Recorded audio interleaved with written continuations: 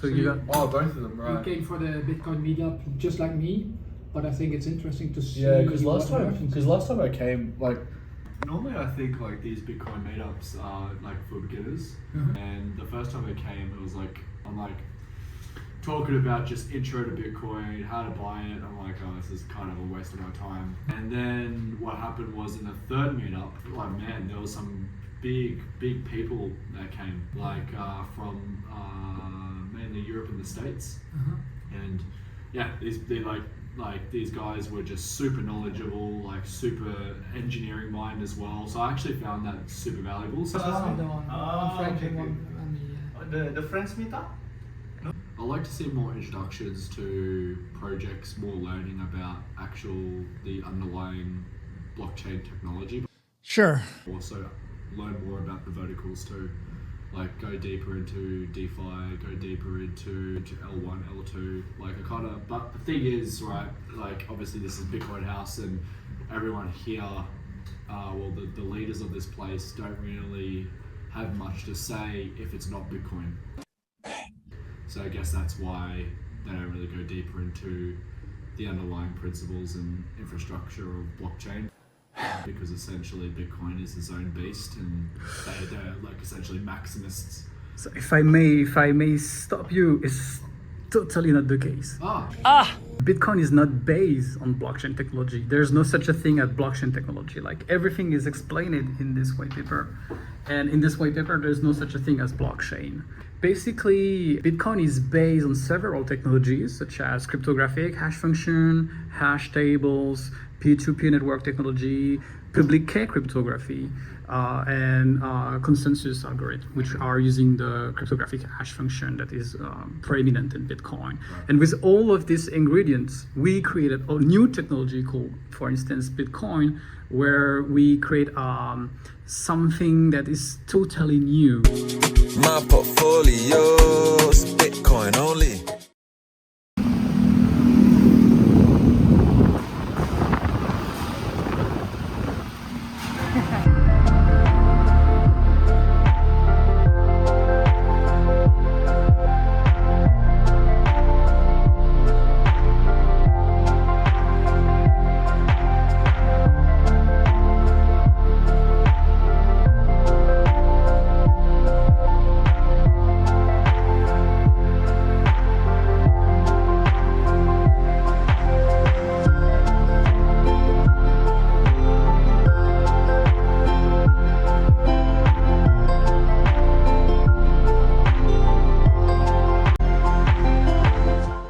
Bitcoin's answer to certain question.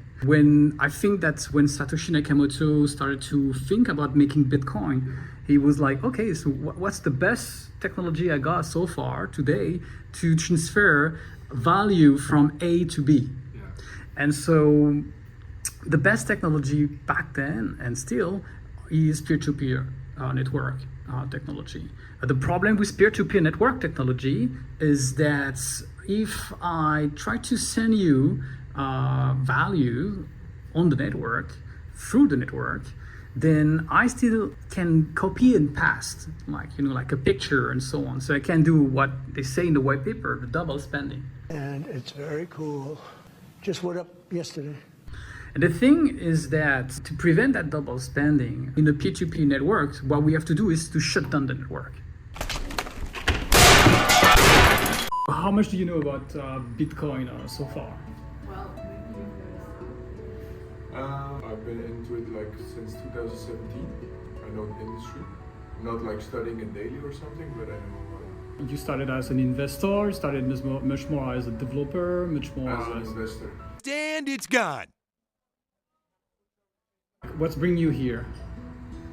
Coincidence, actually. Coincidence? I was at the coffee shop here, and we checked out like, oh, there's a Bitcoin now.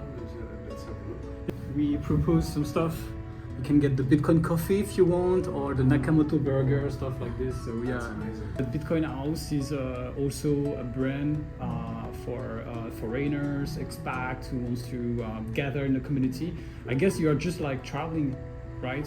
You're not like living in Bali actually. We're gonna stay here for a long time, I think.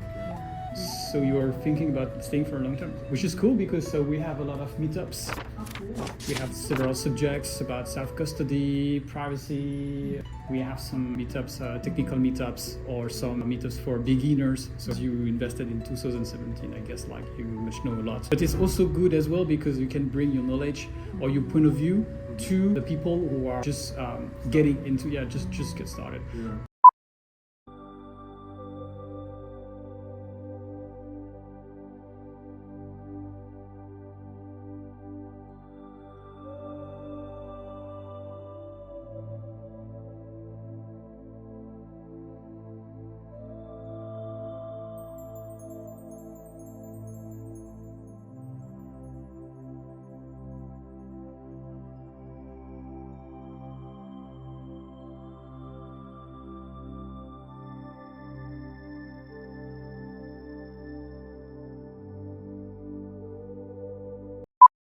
If we stop the network just to check the balance, just to have a consensus, what's happening, like someone all over the world try to pay his coffee or whatever, try to make Bitcoin transfer using this peer-to-peer network technology, and he got stopped. He can't send any request, he can't get any answer from the networks. So the elegant solution of Satoshi Nakamoto is to keep running the network and to add a cryptographic layer.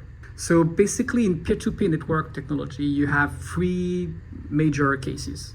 The first one is called disponibility. Like I said, like if you want to send a request to the network, you got an answer. So the second thing, you got what we call the tolerance. The tolerance is about on the fact that the networks never shut down. Like we were talking about Trump coin. Trump coin is based on Solana, and Solana he's known to doesn't have that much uptime. You know, a lot of people, and you know, I don't want to name names, but Solana are taking good ideas and they're just going, well, what if we just centralized everything? It'll be faster, it'll be more efficient, it'll be cheaper. And yeah, sure, it is. You're right. But nobody's using it, but for like meme coins and scams. The third property is coherence. Coherence is very important. This is what we said. It's about the consensus. So coherence is about the fact that every participant in the network can see the state of the network. And so adding a layer of cryptography on top of peer-to-peer technology, such as Bitcoin, solve this issue. We can still running the network. Everyone can make a request to the network and receive an answer. And the network never shut down. The problem is how we agree on the state of the network. We are creating every 10 minutes a state of the network. Like every 10 minutes is a page of this distributed ledger that we call Bitcoin. And so this is, I would say, ill-named blockchain, but it's not a technology. It's just an output. The block, which represent the last 10 minutes, is just an output from a cryptographic hash function. Yeah, it's not a technology. So blockchain is just an overarching term for those technologies that you actually mentioned, right? So people are making a metonymy. It's a metonymy. So metonymy is like, even more specifically, it's a synecdoche. So it's like if I say, oh, tonight I have 2 guests, you know, and I'm gonna cook. So I can say, I'm gonna cook for 2 head, you know. But if you got only your head, you're dead, you know. We name Bitcoin after just one, it's not even a function, it's just one output in a network. And so of course, with that blockchain, which is like basically a chain data structure, you can request, you know, you can get all the balance and so on, and all the calculation that has been done and compressed. You can ask the system, like, if this transaction is valid to prevent double spending, you know, this kind of stuff. There's no such a thing as blockchain technology in the end. It's really important to understand how works Bitcoin first, then to understand that all the other altcoins that we call shitcoins, because they are actually shitcoins, they are just copying the Bitcoin infrastructure, Bitcoin architecture. It doesn't really have more than what Bitcoin has to offer. Would you call Ethereum shitcoin though, because it has Bitcoin and Ethereum have 2 different purposes? So it's not even about purposes, because like the problem of Ethereum is born dead. So on this wall, you have all the some key explanation about Bitcoin. We try to tell to the people how to protect, what is inflation, how to hedge against inflation. So I guess that you must know how to do so and manage your portfolio in a right way. In this corner, we have some mercs. So you ask it like if we are a shop. So we have some mercs related to Bitcoin. So we have some BitAx, mini miners. Yeah, we have some nodes. We have some books. So you can either buy books or you can rent books against a deposit, and so you can bring it back when you're done reading. Yeah. Is it more like investing or also day trading Bitcoin? So investing and trading is two separate things. Like in investment, you usually make your strategy long term. Did you buy the dip? Whereas in trading, then it depends the time frame. If you like you say, daily trading is low time frame, and after for a high time frame, you are much more like a trader of position. Usually, we don't really push the people into trading and this kind of things because those activities are very it's risky. Yeah. So our best strategy is usually to hold. Or there's other strategy, but the most common one is DCA, and it's better to see it either as an investment. But here you really have like true Bitcoiners. They don't think that Bitcoin is an investment. They think that Bitcoin is the money. They're using it daily. They are on the Bitcoin standard, so it's beyond than that. So yeah. One eternity later. Vitalik Buterin, when he was working on Bitcoin, was frustrated because he couldn't do a lot of operation. So he wanted to add a new scripting language on top of Bitcoin, so we can like do the so-called smart contract, but there's not such a thing as well. It's much more a matter of dub contract, but anyway, whatever you call it. And it is dumb contract, basically. Ethereum is born dead. Why? The goal was to bring infinite loop in the scripting language. But if you do so, I can drain your wallet, So for that, to prevent that, they added the kind of, they call it gas, but it's just transaction fees, like such as in Bitcoin. Yeah. And it goes even beyond that. So like Ethereum has been 70% pre-mine. Most of the token has been given to just a small group of people. So basically, it's like a Federal Reserve, but with Virgin. We can only rely on the Murphy's Law. The Murphy's Law says that everything that can go bad will go bad. And so that's why we're doing such activities like Bitcoin House in Bali, like the Bitcoin Museum, like building all this Bitcoin Hub and all these meetups, is to give the people the knowledge, give the people the tool so they can protect themselves against this kind of things. How to accept Bitcoin payments using a Shopify system, Shopify? Yeah. The framework we are presenting is called Bebop.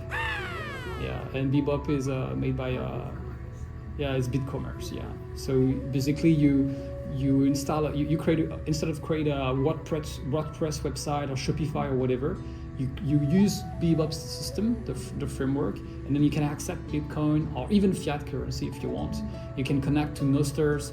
There is like a privacy respect towards your clients. We don't collect the data. Even if you want to collect some data, because sometimes it's good to make some analysis, you can use like open source software, analytics software that is not Google. That's really cool that it should make people aware of money, Yes. Power, and especially they learn how to apply it. And you also have work. Yeah, this is local. Oh, there is local. There is like foundations.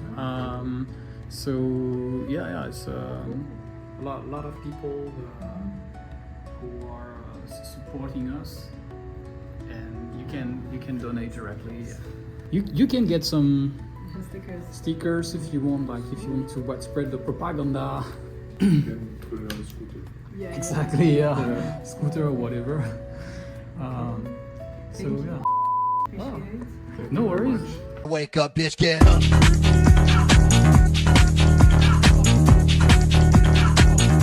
get up and get the guy called Pump. Oh, get up, go! Ah! Thanks for watching. I'll Frank him down.